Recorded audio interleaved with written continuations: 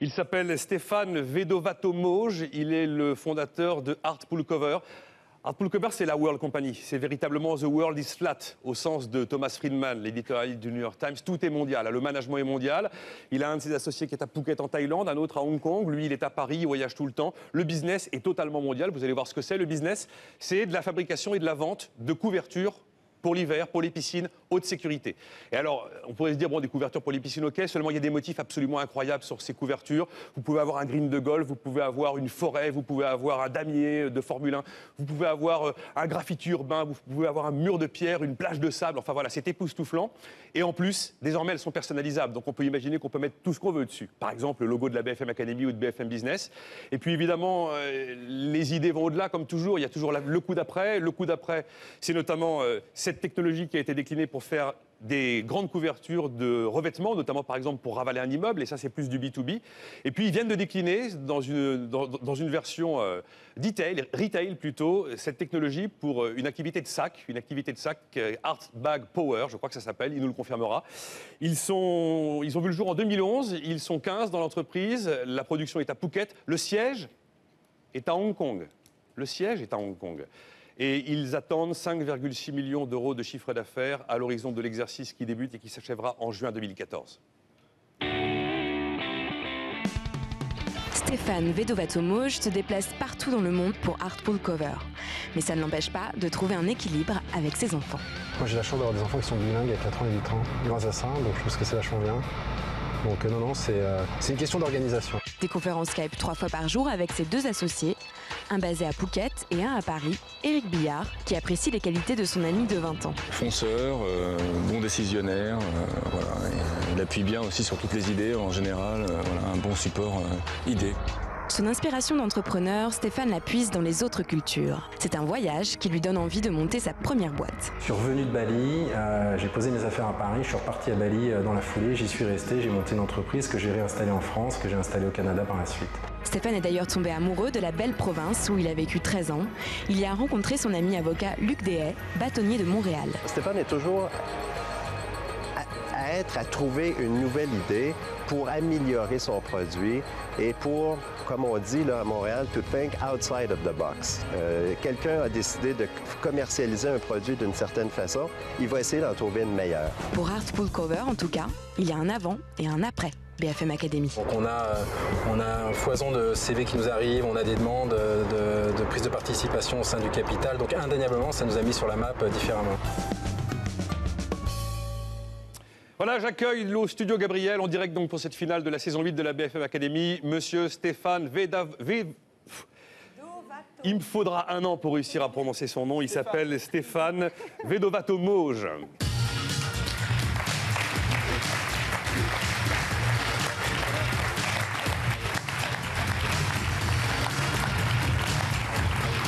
Il n'y a que moi qui ai des problèmes avec Vedovato-Mauge. Tout le monde. Tout le monde. Bon. Trois questions à Stéphane avant de lui permettre de rejoindre son pupitre. Pourquoi Hong Kong? Qu'est-ce qui s'est passé? Les éléments de la vie ont fait que vous êtes retrouvé là ou c'est un choix délibéré? C'est un choix délibéré. On avait essayé au départ, il y a 2 ans, de proposer le dossier à des banques françaises. D'accord. Sur le principe de départ qui était de distribuer au niveau international. Et on nous a répondu, 2 des acteurs majeurs français bancaires nous ont dit « Très bonne idée, mais voyez petit ». Et revenez nous voir après.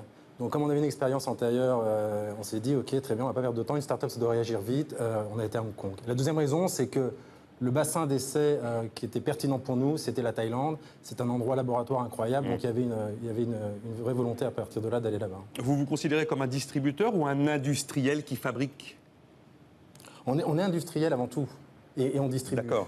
Parce qu'à Phuket, c'est pas votre usine, c'est un sous-traitant. Du tout. C'est bel et bien la vôtre. Tout ce qui est dans l'impression, c'est chez nous, oui, tout à fait. D'accord. C'est à nous. Et après, on distribue. Ça coûte combien une couverture personnalisable avec marqué BFM Business dessus? Pas très cher. Ce qu'on veut dire, en moyenne, les couvertures font à peu près 70 mètres carrés, on va dire entre 4 et 5 000 euros. D'accord. Entre 4 et 5 000 euros. Oui, tout à fait.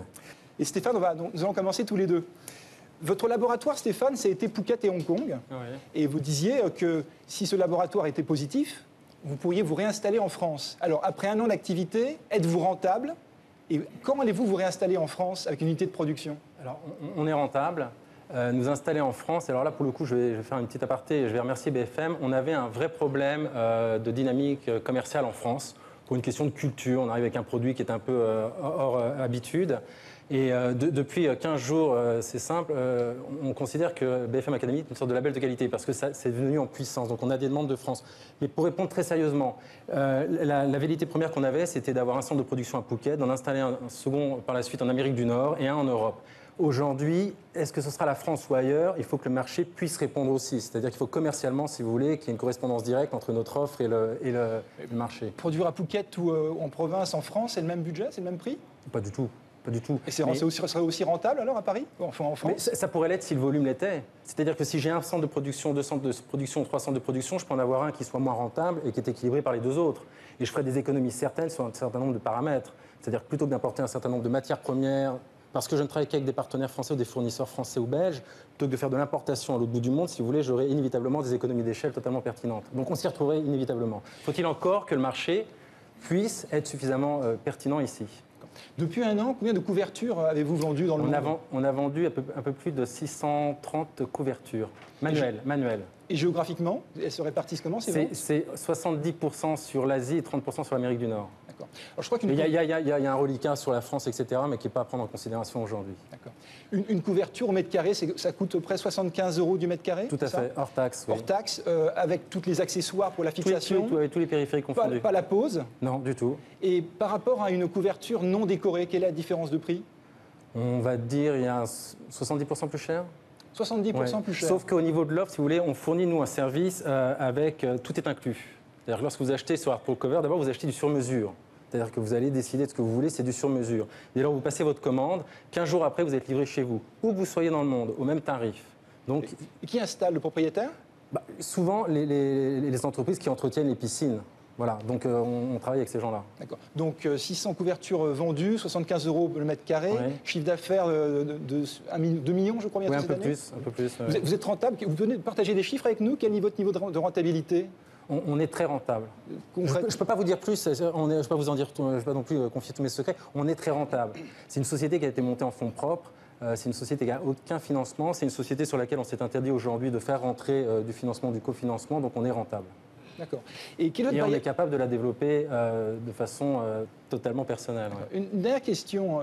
Qu'est-ce qui empêche un de vos concurrents de vous copier? Mais il n'y a pas de barrière à l'entrée. En fait, vous avez un site web marchand, votre associé est designer, donc pas de royalties, et tout le reste est sous-traité quasiment, à part l'impression. Quelle est la barrière à l'entrée? Alors, je vous arrête tout de suite, on ne sous-traite pas.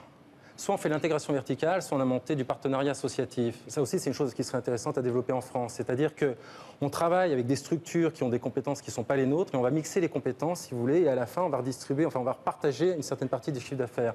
L'avantage de travailler comme ça, c'est lorsque moi, je fais une impression de couverture et que je la donne à mon partenaire qui va l'assembler, je récupère en même temps tout son catalogue de clientèle sur toute la partie Asie-Océanie. Donc inévitablement, j'ai des effets de levier fantastiques au niveau commercial qui ne me coûtent pas très cher.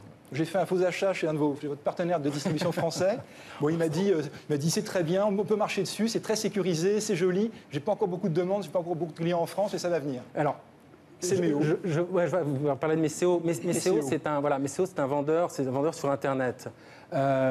Aujourd'hui, il faut d'abord qu'on installe la marque commercialement, physiquement, avant, si vous voulez, de l'installer sur Internet. Mais pour une raison qui est très simple, vous allez faire un achat de 4, 5, 6 000 €. Beaucoup de gens vont réfléchir avant de passer une carte bancaire pour 4, 5, 6 000 € sur une carte bancaire, sur l'appareil, sauf s'ils ont ce rapport de confiance qui est créé par l'installateur de piscine qui s'occupe d'eux depuis 10 ou 15 ans. Donc c'est normal que Messéo, et puis c'est tout à fait honnête de sa part, disent c'est compliqué sur Internet. Et 80%, même plus de 80%, 85% de notre chiffre d'affaires est fait de façon physique au niveau des réseaux de distribution. Vous disiez tout à l'heure que vous aviez financé sur fonds propres, mais vous avez quand même dû financer une structure de production. Des achats de machines, oui. Les achats de machines. Oui, tout à fait, oui, en fonds propres, oui. Et ça, donc, ça suffit sur. Donc, ils sont très vous avez riches. beaucoup. Non, on n'est pas très riches. J'ai vu une émission où Sylvain disait pour réussir, il faut vendre son appartement. Voilà, donc on peut trouver des fonds comme ça. Ouais, ça ne suffit pas de vendre son appartement. Non, mais j'ai expliqué comment on peut avoir des fonds. Voilà. Donc, on peut vendre son appartement. Et à mesure que les clients vont arriver, vous allez devoir investir dans d'autres structures de production. Mais non, parce qu'en fin de compte, c'est là où on intègre des compétences verticales. C'est-à-dire qu'aujourd'hui, on a un centre de production qui peut nous permettre de produire jusqu'à 4 à 5 000 couvertures de piscine. Voilà. On a un partenaire aujourd'hui qui est à Bangkok qui peut nous permettre d'en traiter 3 fois plus. Donc si vous voulez, on a déjà prévu le plan B, non pas s'il y avait un accident climatique, mais si notre chiffre d'affaires explosait. D'accord.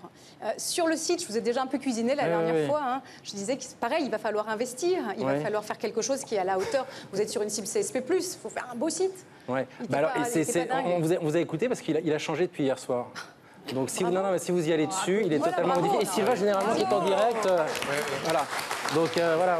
J'ai pas vu, désolé. Mais c'est ça, donc on a été très réactifs, on vous a écouté, il est complètement changé, métamorphosé. Eh ben, tant mieux, je vais aller voir. Alors, dernière question sur le futur. Moi, je m'interroge, c'est quoi votre sortie avec cette société-là? Parce que vous n'avez pas l'intention d'en faire une société familiale sur 5 générations.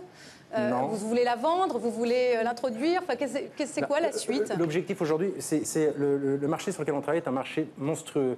Il faut savoir qu'on travaille sur un facteur qui est un facteur hyper important, c'est la sécurité. Donc aujourd'hui, on jongle aussi sur l'aspect juridique. Tous les pays aujourd'hui ont une jurisprudence qui s'installe. Il va falloir protéger ces bassins. Il y a plusieurs dizaines de millions de bassins qui sont potentiellement intéressants pour nous. Donc si vous voulez, aujourd'hui, c'est d'aller au maximum de ce qu'on peut vendre. C'est de finaliser nos opérations, en effet, en Europe et en Amérique du Nord. Et d'ici 3 ou 4 ans, c'est de voir, en effet, ce qu'on fera de tout ça, quoi. On vous le souhaite. Merci. Stéphane, il y a un patron connu qui vous inspire? Et ne me dites pas Steve Jobs, hein, on l'a trop utilisé. Oui, mais alors je vais rebondir sur le CAC 40. Il ne l'est plus, mais il l'était récemment, et c'est quelqu'un qui pourrait être mon père, c'est Pierre Belon, le PDG de Sodexo, qui m'a toujours impressionné. Oui. Pourquoi en particulier? Parce que, je veux dire, de l'image de ce Marseillais qui a fait HEC, qui s'est développé tout seul, et puis vraiment avec cette poigne et cette envie de réussir, vraiment, et puis c'est un tout petit monsieur quand on le connaît, mais une poigne d'énergie incroyable. Et quand on se balade au travers du monde, Sodexo est présent partout. Donc je trouve ça assez admirable. On est complètement entre nous. Hein. Dites-leur quelque chose que vous leur avez jamais dit sur ce que vous appréciez chez eux. Allez, on commence par Stéphane. En direct, Stéphane. De temps en temps, tu m'emmerdes vraiment, Eric. C'est donc un compliment. Quelquefois, je vous trouve un peu rugueux, voire un peu rebelle. Vous avez un côté très libre penseur, comme ça. Comment vous faites pour partager votre enthousiasme? Avec mes partenaires? Oui, en particulier. Ceux dont vous disiez que vous faites des choses très participatives. Je pense qu'au niveau relationnel, en effet, je peux être de temps en temps un peu cassant, mais c'est plus une expression de sensibilité, si vous voulez. Donc les gens, généralement, passent au-dessus et les rapports sont assez puissants. Il ne choisit pas, Stéphane. Qu'est-ce qu'il a répondu, Stéphane? Il prend tout. La reconnaissance, l'argent ou le pouvoir, la reconnaissance, définitivement. Vous êtes donc 2 êtres humains. Allez, question Stéphane. Entre fatigue, pression et trésorerie, qu'est-ce que vous gérez le mieux? Fatigue, pression et trésorerie. Les 3. C'est souvent très lié tout ça. Vous êtes un bon gestionnaire. La fatigue, c'est peut-être ce que je gère le mieux. Et puis la pression aussi. Et la trésorerie aussi. Non, mais tout est lié. Il y a quelque chose que vous feriez différemment, Stéphane? Si c'était à refaire? Si c'était à refaire, oui, je pense que l'idée qu'on essaie de développer au niveau d'Art Pool-Cover, en fin de compte, c'était d'arriver à démontrer qu'on peut être un entrepreneur français sans travailler au départ sur l'Hexagone, monter une entreprise et que ce soit une entreprise pertinente. Donc ça, je l'ai compris sur le tard, mais de par l'expérience, donc si je devais recommencer quelque chose plus tôt, je le ferais beaucoup plus tôt. Stéphane, vous avez sûrement un très gros marché pour les housses de piscine, parce qu'il y a beaucoup de piscines, mais qu'est-ce qui vous permet de dire avec certitude que les gens veulent les décorer? Lorsqu'on a créé Artpool, l'idée est venue de mon associé qui est dans la salle, Eric Billard, et avait remarqué une chose, c'est que les achats pour les voitures et pour un certain nombre de choses étaient customisés. Donc de fil en aiguille, on s'est dit pourquoi pas les couvertures de piscine. Tout est customisé aujourd'hui. Donc on s'est dit voilà, il y a un marché, il y a une demande. Mais vous ne savez pas vraiment que les gens veulent des housses de piscine, des couvertures de piscine customisées? On le voit sur les résultats aujourd'hui. Vous êtes mis à faire des sacs maintenant. Vous avez 2 produits principaux, les couvertures de piscine et les sacs qui sont dans la même matière. C'est-à-dire des produits non complémentaires qui s'adressent à 2 marchés différents, à 2 clientèles différentes, par des circuits différents de distribution. Pourquoi ce manque de cohérence? Mais ce n'est pas un manque de cohérence. On a un outil industriel de production qui nous permet d'imprimer. Donc on imprime des couvertures de piscine, des sacs, des revêtements de façade ou des parasols, peu importe, on a l'outil. Moi, j'ai une obligation, c'est de rentabiliser cet outil. C'est-à-dire qu'il faut que ma machine tourne, je caricature un peu, mais il faut qu'elle tourne pratiquement 24 heures sur 24, c'est jours sur 7. C'est côté vente, je comprends que vous fassiez des sacs, parce que l'outil est là. Lorsqu'on est arrivé... Juste Stéphane, vous dites que vous avez les outils, mais est-ce que vous avez les commerciaux derrière pour distribuer ce qui sort? Alors, lorsqu'on a créé la gamme de sacs, c'est qu'on nous a demandé de la créer. Donc moi aujourd'hui, si on me dit voilà, je veux avoir 15 000, 20 000 sacs et que je suis capable de les produire, je me dis il y a une niche, je vais l'exploiter. Donc on fonce dans le... Qui vous a dit je veux 15 000, 20 000 sacs? Des distributeurs qui étaient intéressés par nos modèles. Vous avez de la chance. Mais l'un de vos éléments, l'un de vos arguments marketing est le développement durable. Alors il me semble que vous avez des bâches qui viennent de France et que vous envoyez à Phuket pour être imprimées. Voilà. Est-ce que c'est logique ça aussi? C'est très logique parce qu'on travaille avec un groupe qui s'appelle Sion, qui est un groupe belge qui fabrique ces couvertures ici, mais qui les fabrique aussi en Asie. Et nous, on traite avec la filiale de Sion Asie. Donc pour nous, si vous voulez, ils fabriquent aussi là-bas, on achète directement chez eux. Et c'est d'autant plus important que ce sont aussi des vrais partenaires, c'est-à-dire qu'ils portent nos stocks financièrement. Donc j'ai des vraies économies d'échelle au niveau de mon business. Sur la promotion, on n'a pas l'impression que vous fassiez beaucoup de com en B2B ou que vous fassiez beaucoup de com sur Internet ou sur les réseaux sociaux. Quel type de moyens de communication vous allez utiliser pour vous faire connaître? Ça, c'est volontaire. Aujourd'hui, faire la promotion sur Internet par rapport à notre produit, comme je l'expliquais tout à l'heure, ça vaut 400 000 €, ça ne fonctionnerait pas. Il faut d'abord avoir, si vous voulez, une consistance physique. Donc ce qu'on a fait, c'est sélectionner les plus gros distributeurs par pays. Et quand je parle de gros distributeurs, c'est entre 30, 40 et 50 points de vente, les fidéliser puis les faire travailler avec nous. Puis à partir de là, on a des astuces, c'est-à-dire que on a signé le Canada, on a mis un artpoolcover.canada en ligne, on intéresse toutes les ventes, même sur Internet, on intéresse le distributeur qui travaille avec nous. Aujourd'hui, quelle est la répartition entre vos ventes directes via Internet et vos distributeurs? 85-15. Alors, 85 pour réseau de distribution physique. D'accord. Et quelle est la part de marché, vous l'avez dit tout à l'heure, mais rapidement, hors de France? Plus de 70%, plus de 80%. Les distributeurs aujourd'hui, quand ils vous passent des commandes, ils utilisent le même réseau de distribution? Non, on a un système qui est très simple. Lorsqu'on sélectionne un réseau de distributeurs, comme je le disais tout à l'heure, on considère le nombre de points de vente physiques qu'il a. À partir de là, on récupère son portefeuille indirectement. Généralement, ça se chiffre en dizaines de milliers de bassins qu'ils ont depuis un certain nombre d'années. Une couverture de piscine, ça change tous les 5 ou 7 ans. Donc de toute façon, il y a une récurrence mécanique, si vous voulez, par rapport à notre produit. Et on leur dédie un site, si vous voulez, et on prend un des distributeurs qui va créer la synergie au niveau des commandes. D'accord.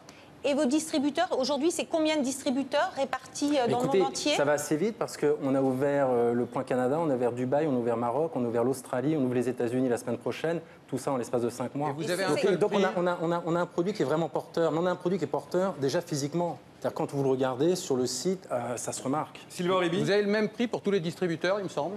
Exactement, oui. Vous ne voulez pas avoir des prix différents selon les marchés? Du tout. On veut impérativement que ce soit vous, ici ou ailleurs, vous payez le même prix. Voilà. Les 10% des distributeurs les plus productifs aujourd'hui vous commandent combien de couvertures par an? Les 10% des distributeurs les plus productifs, ceux qui vous ramènent le plus de business aujourd'hui? C'est tout récent parce que, si vous voulez, on est sur la première année d'exercice, mais on voit que c'est par plusieurs par jour, si vous voulez, par segment, par distributeur. Il peut y avoir plusieurs couvertures? Ah oui, par jour, oui, bien sûr. Par jour, par distributeur. Pour rien vous cacher, l'effet BFM, ça n'a pas arrêté depuis 48 heures, donc en France. Vous redonnez les commissions, et j'ai pas de réseau de distribution encore en France. Quels sont aujourd'hui les commerciaux de votre entreprise?